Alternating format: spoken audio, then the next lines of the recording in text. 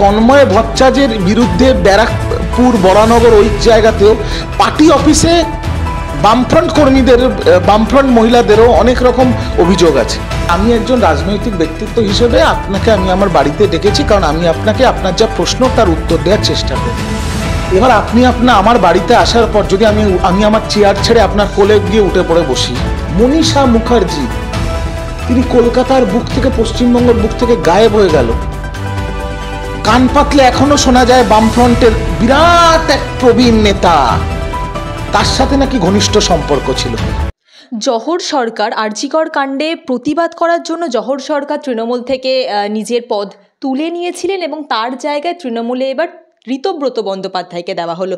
এই ঋতব্রত বন্দ্যোপাধ্যায়, যিনি একসময় মমতা বন্দ্যোপাধ্যায়ের বিরুদ্ধে সুদীপ্ত, সিপিএমের সুদীপ্তর মৃত্যুর সময় যে কথা মমতা বন্দ্যোপাধ্যায় এবং তৃণমূল কংগ্রেসের হয়ে বলেছিলেন, 2017 সালে সেই ঋতব্রত বন্দ্যোপাধ্যায়ের নামে তরুণীকে ধর্ষণের অভিযোগ পর্যন্ত আনা হয়। তিনি সেই অভিযোগ খণ্ডন করেছেন, বা সিবিআইয়ের কাছে, সিআইডির কাছে তার যে কেস তিনি সেখানে যাননি। তিনি তৃণমূলে এসে ট্রেড ইউনিয়নের মাথা হয়ে এখন টিকিট পাচ্ছেন। কি বল? দেখুন, ঋতব্রত বাবু সিপিএমে ছিলেন, যা বলেছেন সংবাদ মাধ্যমের সামনেই আছেন। এবার মানুষ মাত্রই ভুল করে, মানুষ মাত্রই পাপ করে। পাপের মানে যেটা করতে হয়, পাপ নিবারণ করতে হয়। তো তিনি ভুল করেছিলেন, তাকে সিপিএম বার করে দিয়েছিল।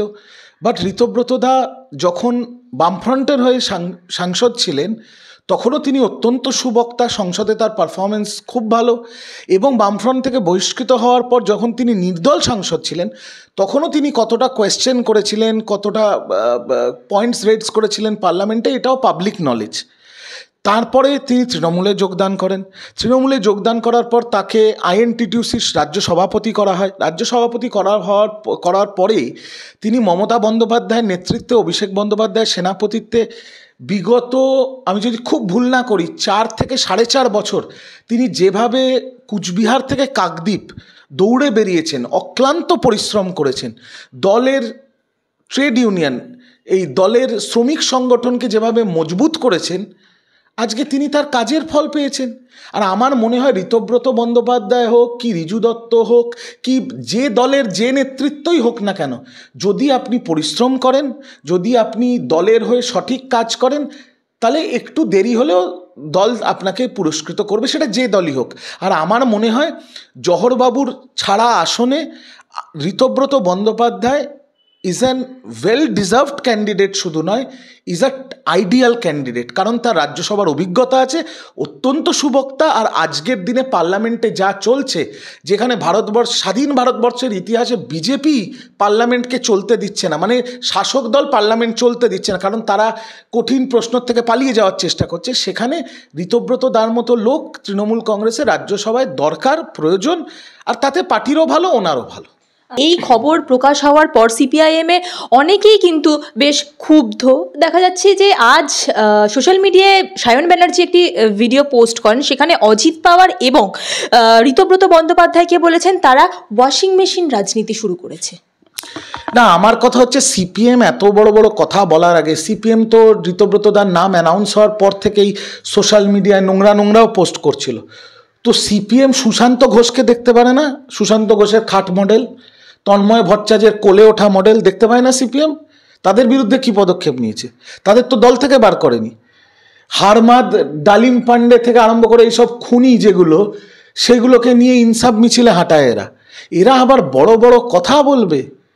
আগে এদের বলুন যে এদের যে পাকা চুলগুলো আছে সেগুলো আরএসিতে চলে গেছে, রাজনৈতিক আরএসিতে। যে কোনো সময় রাজনীতির বাতি যেটা জ্বলছে টিমটিম করে সেটা বুঝে যাবে। আর এদের যে নতুন প্রজন্ম, সেগুলো তো জামানত বাজেয়াপ্ত প্রজন্ম। যতগুলো কচিকাচা মাকুমাকুনি দাঁড়িয়েছিল লোকসভা থেকে উপনির্বাচন, সবকটার জামানত বাজেয়াপ্ত হয়ে গেছে। তো এদের বলবো, আগে এই সায়ন টায়নকে বলবো, আগে নিজেদের চরকায় তেল দাও। সায়নও তো দাঁড়িয়েছিল লোকসভায়, কটা ভোট পেয়েছে? আগে মানুষের কাছে যাক, মানুষের কাছে প্রাসঙ্গিক হোক। ঘর চাপা হেরেছে, আগে পুট ফেলে ঘর থেকে বেরোক। একটা মাদুর পাতারও অধিকার নেই এদের বিধানসভার চত্বরে। আগে একটা কিছুতে কোথাও জিতুক, তারপরে বড় বড় কথা বলুক না, তারপর শুনবো। সেক্ষেত্রে তন্ময় ভট্টাচার্যের প্রসঙ্গে আপনি আসলেন, বারংবার তন্ময় ভট্টাচার্যের প্রসঙ্গে যখন সিপিআইএমকে প্রশ্ন করা হচ্ছে, তারা একটা কথাই বলছে যে এখনও পর্যন্ত ঘটনার প্রায় 1.5 মাস পেরিয়ে গেছে, মহিলা সাংবাদিক হেনস্থা, এখনও পর্যন্ত দলীয় তদন্ত চলছে। যতক্ষণ না পর্যন্ত দলীয় তদন্ত সম্পূর্ণ না হচ্ছে ততক্ষণ পর্যন্ত তারা তন্ময় ভট্টাচার্যকে বহিষ্কার করবেন না, সাসপেন্ডেড অবস্থায় থাকবেন। দেখুন, আমার একটা কথা, আপনি একজন মহিলা সাংবাদিক, আপনি আমার বাড়িতে একটা ইন্টারভিউ নিতে এসেছেন, এটা আপনার কাজ। আর আমি একজন রাজনৈতিক ব্যক্তিত্ব হিসেবে আপনাকে আমি আমার বাড়িতে ডেকেছি, কারণ আমি আপনাকে আপনার যা প্রশ্ন তার উত্তর দেওয়ার চেষ্টা করব। এবার আপনি আমার বাড়িতে আসার পর যদি আমি আমার চেয়ার ছেড়ে আপনার কোলে গিয়ে উঠে পড়ে বসি, যে মেয়েটা, আমার কথা তো না, যে মেয়েটা একজন সাংবাদিক ফেসবুকে লাইভ করেছিল তার গায়ে পিঠে হাত বোলাই, তাহলে আমার কি করা উচিত? মানে আপনি বলুন, দলের কি করা উচিত? আমাকে নিয়ে 1.5 মাস ধরে ডিসিপ্লিনারি মিটিং করা উচিত, না আমাকে সঙ্গে সঙ্গে দল থেকে বার করে দেওয়া উচিত, আর আমাকে বলা উচিত যে অবিলম্বে মেয়েটার কাছে গিয়ে কান ধরে পা ধরে ক্ষমা চাও, তারপরে যদি মেয়েটা তোমায় ক্ষমা করে তারপরে আমরা পুনর্বিবেচনা করব? সেটাই তো হওয়া উচিত একটা আইডিয়াল সোসাইটিতে। কিন্তু বামফ্রন্ট এটা করবে না। তন্ময় ভট্টাচার্যের বিরুদ্ধে ব্যারাকপুর, বরানগর ওই জায়গাতেও পার্টি অফিসে বামফ্রন্ট কর্মীদের, বামফ্রন্ট মহিলাদেরও অনেক রকম অভিযোগ আছে।